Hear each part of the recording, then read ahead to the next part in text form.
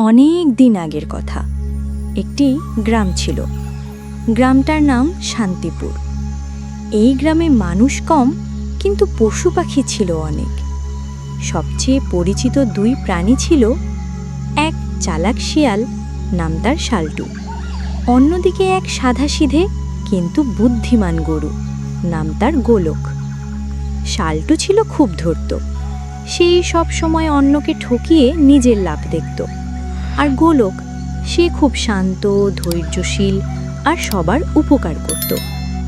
একদিন সকালে শাল্টু জঙ্গলের পাশ দিয়ে হাঁটছিল।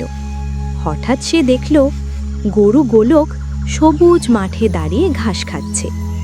তার গলায় ঝুলছে বড় বড় ঘণ্টা, আর শরীরটা বেশ শক্তপোক্ত। শাল্টু মনে মনে বলল, এই গরুটাকে কাজে লাগানো গেলে অনেক সুবিধা হবে। সে ভাবল, গোলকের দুধ বিক্রি করে টাকা পাওয়া যায়, কিন্তু গোলক নিজে খুব সহজ সরল।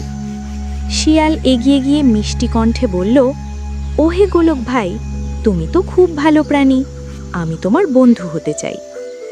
গোলক অবাক হয়ে বলল, বন্ধু হতে চাইলে খারাপ কি? কিন্তু তুমি তো শিয়াল, সবাই বলে তুমি খুব চালাক। শিয়াল হেসে বলল, আরে না না, এসব গুজব, আমি এখন খুব ভালো হয়ে গেছি। গোলকের একটু সন্দেহ করলেও তার মনটা নরম ছিল। সে ভাবল, একজনকে বিশ্বাস করলে ক্ষতি কি? কয়েকদিন ধরে শাল্টু প্রতিদিন আসত। গোলকের পাশে বসে গল্প করত, কখনো ঘাস এনে দিত, কখনো পাহারা দিত।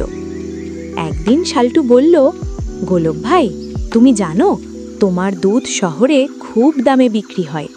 আমি চাইলে তোমার দুধ বিক্রি করে টাকা এনে দিতে পারি। গোলক খুশি হয়ে বলল, সত্যি? তাহলে তো খুব ভালো। কিন্তু গোলক জানতো না, শাল্টু দুধ বিক্রি করে টাকা নিজের পকেটে রাখবে। প্রথম দিন দুধ বিক্রি করে শিয়াল ফিরে এলো। সে বলল, আজ বাজার খারাপ ছিল, দাম কম। কয়েকদিন পরও একই কথা। গোলক ধীরে ধীরে বুঝতে শুরু করলো, কিছু একটা ঠিক নেই। একদিন সে লুকিয়ে শিয়ালের পিছু নিল। দেখল শাল্টু বাজারে দুধ বিক্রি করে নতুন খাবার কিনছে আর টাকা লুকিয়ে রাখছে। গোলক রেগে গেল না, সে চুপচাপ পরিকল্পনা করল। পরের দিন সে বলল, শাল্টু ভাই, আজ আমার দুধ নাকি খুব ভালো, তুমি বেশি দামে বিক্রি করতে পারবে। শিয়াল লোভে পড়ে রাজি হয়ে গেল। কিন্তু সেদিন গোলক গ্রামের মানুষদের আগেই বলে রেখেছিল। বাজারে দুধ বিক্রি করার সময় হঠাৎ গ্রামের লোকেরা শিয়ালকে ধরে ফেলল। সব সত্য বেরিয়ে এলো। গ্রামবাসীরা বলল, লোভ আর প্রতারণা করে কেউ বড় হতে পারে না। লজ্জায় শাল্টু মাথা নিচু করে বলল, আমি ভুল করেছি, আমাকে ক্ষমা করো।